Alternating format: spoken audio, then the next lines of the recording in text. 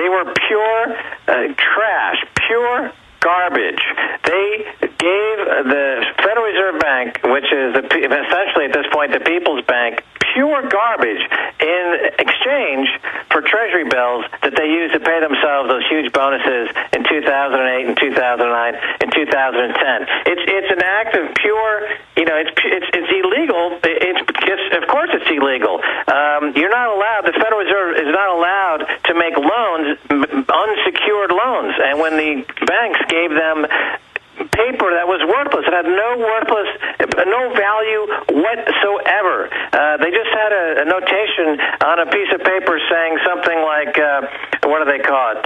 Here's what they called it. They called it HG-COL Limited. That's all it said on a piece of paper. For that, the Federal Reserve gave them 10, 20, 30 This billion is just total bank robbing. And now Bloomberg comes out and the government admits that all the major big Federal Reserve holding banks, the big six, are knee-deep in hundreds of billions of narcotics money knowingly. Now, that's not news to us, but this is now admitted. And they're also coming out and admitting that it's $600 trillion in derivatives in the Washington Post, and that the financial re-regulation package actually gives the Federal Reserve total control over all the other banks so they can rob real local banks and credit unions. And so they can also take control of any institution that affects the economy. So we're seeing a total banking dictatorship. It's like you robbed everyone and make Madoff look like a saint. We're going to give you godlike power. That will teach you. Well, I'll tell you what's going on in France, and this will give something that you haven't heard from anybody else. This is something happening right here in France. The French government, of course, is trying to get rid of Goldman Sachs, as are other governments in Europe, because they have anti-terrorist laws, and these banks are acting as terrorists. So what they're doing is they're introducing new laws, and they're trying to get rid of Goldman Sachs by introducing new financial obscenity laws. So in other words, instead of trying to legally build the case that Goldman Sachs should leave the country because they're breaking the law, it doesn't seem that's enough. The public doesn't seem to mind that they're breaking the law. The fact that they're committing acts of moral outrage, again, the public doesn't seem really concerned that the bank is committing acts of moral outrage. So in the French courts right now, they're trying to introduce a new concept called financial obscenity, where they equate the actions of Goldman Sachs and J.P. Morgan to kiddie porn. And they say these guys are kiddie pornographers. In a sense, they're financial pornographers. And the reason that they're going down this path is they made the observation that in America, two things are quite sacred: freedom of speech and private property. And they noticed that on the freedom of speech route, the way that a lot of these corporations are able to bypass the freedom of speech laws were to make things obscene. So they said, well, for example, they're trying to shut down the internet because they are trying to protect you from quote-unquote obscenity. So the anti-obscenity laws are very, very powerful. So in the French government right now, what they're trying to do is to make a case for financial obscenity, saying Lloyd Blankfein as the equivalent of a kiddie pornographer, and that he should be go to jail as such. And so this is a new concept in Europe because they're infested with banking vermin. Down in Greece, in Ireland, and Iceland, the banking vermin, the Goldman Sachs, the J.P. Morgans, the cockroaches that have come in and totally destroyed the economies here in Europe. They can't get rid of them. The laws aren't strong enough to get rid of this plague of banking. Well, Max, I want to talk more about that. Terrorists. Max, yeah. I mean, I want to talk more about that, and this is profound what you're talking about, but you're influential on the continent of Europe. You're influential here in the U.S., but very influential all over the biggest TV and radio stations there, national French TV, national Greek TV, and so you are having a big effect.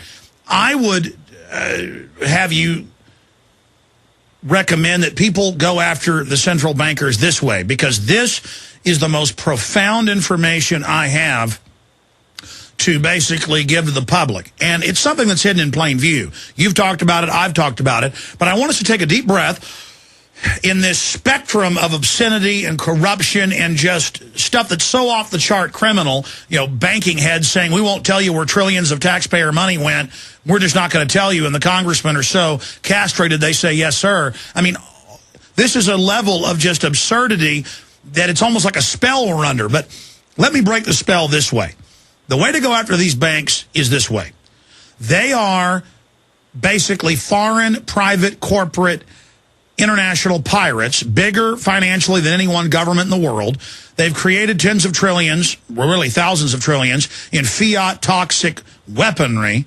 And we're worried about 11 Russian spies who tried to infiltrate Harvard and Wall Street, because that's who's hijacked America. You don't infiltrate Congress. You don't infiltrate the State Department, because they're just little political whores that follow orders. You infiltrate the Ivy League crooks. So, yes, those are Russian spies, obviously. But the point is, they didn't infiltrate the government because we don't have a government.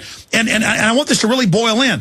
Globalism is the international lawlessness of these globalists, legalized by them.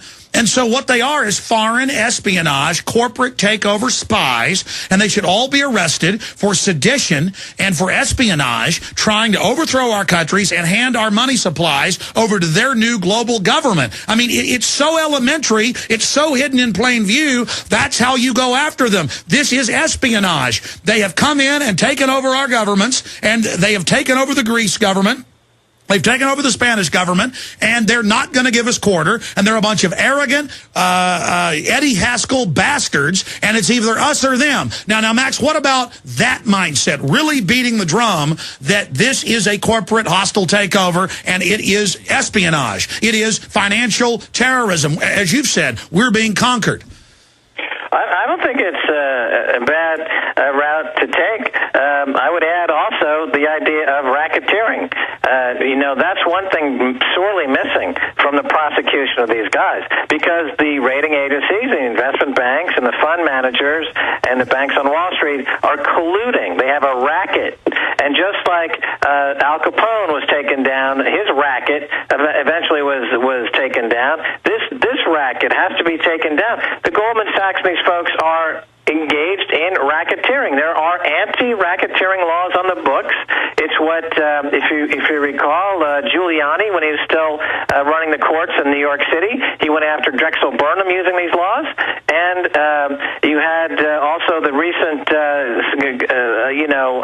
Elliot Spitzer was the sheriff of Wall Street. He was building a case, anti-racketeering case. It's a very powerful way to go after these guys. And unfortunately, there's nobody in politics or in the legal system in the U.S.